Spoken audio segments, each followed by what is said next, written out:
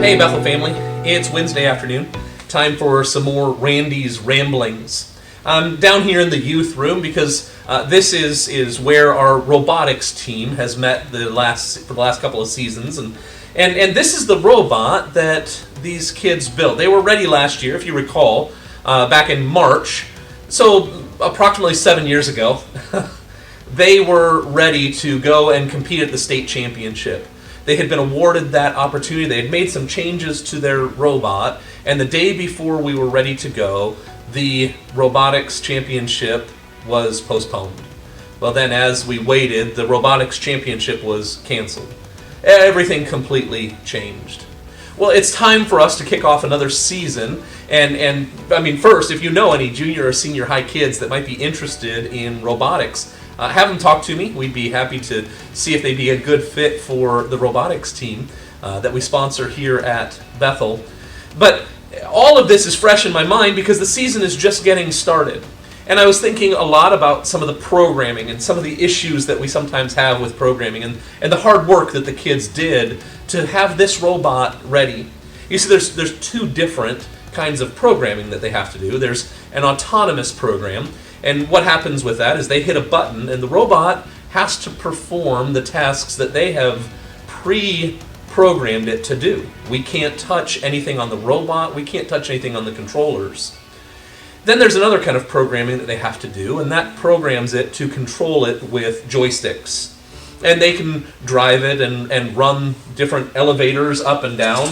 You can see that they put some elevators and some grippers on this one. And you can imagine the frustration when that programming doesn't work as you think it should.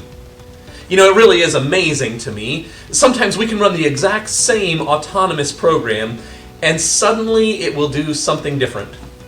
I can't explain it. We even had a situation in our regular driver-controlled programming that at our last competition, before the state competition, the robot was driving just fine, and all of a sudden we lost communication with it. It continued to roll right into an area that was illegal for us to be in, and penalty points began to incur. Now, we actually determined that was a result of some faulty wiring in a switch. It wasn't the programming at all. But there's other times that the programming is there, it just doesn't seem to work right. And as I thought about the programming on the robot, I thought about us too. Because we're not always so different. You see, in the book of Hebrews, chapter 10, verse 16, and really beginning in verse 15, the writer says, "And the Holy Spirit also bears witness to us. For after saying, 'This is the covenant that I will make with them after those days, declares the Lord, I will put my laws on their hearts and write them on their minds.' Then he adds, 'I will remember their sins and their lawless deeds no more.'" You see, God's law is on our hearts. His covenant is there. And yet, man, our sin gets in the way sometimes. Maybe there is corruption in our hearts, and it causes the programming not to work quite right. You know, we even run into what Paul says in Romans chapter 7, verse 19, and he'd already said he desires to do what's right, but he doesn't have the ability always to carry it out. He said in verse 19, "For I do not do the good I want, but the evil I do not want is what I keep on doing.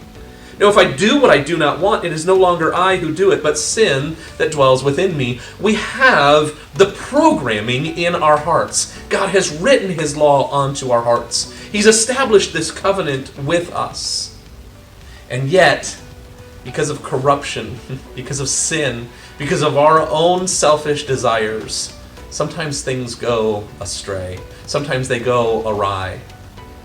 But let me encourage you that God's law is perfect, written on our hearts. This programming isn't always perfect. There's often human error with that. But God's law is perfect. It's our sin, it's our error, it's our struggles that get in the way. But God's desire is for you to live a life that is worthy of the name that He has called you. To live a life worthy of the covenant that He's written on your heart. He said, "If you will be my people, I will be your God." Cry out to me in prayer. Would you go to God in prayer in those moments of selfishness, in those moments of failure, in those moments where Well, the programming seems like it's corrupt. Would you go to God and recognize it's not the programming, it's our own selfishness, our own sin that corrupts and gets in the way. God's will is perfect. Ours isn't. God's way is perfect. Ours isn't. We're flawed human beings. But the great part about the second half of what I read from Hebrews chapter 10, then he adds, I will remember their sins no more. Or I will remember their sins and their lawless deeds no more. He has written this covenant on our hearts, and he has forgiven us. He has set us free. I had the opportunity to talk with the board last week about our own righteousness. God has made you righteous. He's not asking you to be righteous. He has made you righteous, and we need to live in that righteousness. Are we going to fail? Yes. But that's not where we need to live. We don't live in the failure. We live in the fact that he has written his word on our hearts. He has redeemed us, and he has made us righteous. God calls you holy. Let me just remind you that this is our last week with no Sunday school, so we'll have traditional hymn service at 8:30 and contemporary service at 10:45. But next Sunday, October 4th, we're going to come back for Sunday school. We'll have some signs in the lobby as you enter for what direction different classes are. There's going to be a new class and some new locations for classes, and so make sure that you're paying attention for that. So October 4th, for all ages, we will begin Sunday school, continuing with junior worship in both of our services. So we're excited that we're getting just one more step back to what's normal for us. I know there's still some things that are inconvenient for us. The masks, the distance in rows. But that's just an inconvenience. We can still worship. This Sunday, we've got some exciting things happening. We've got some baby dedications in both services. And so you'll notice when you come in, similar to when we had the baptism a few weeks ago, the front left section is going to be kind of a family section.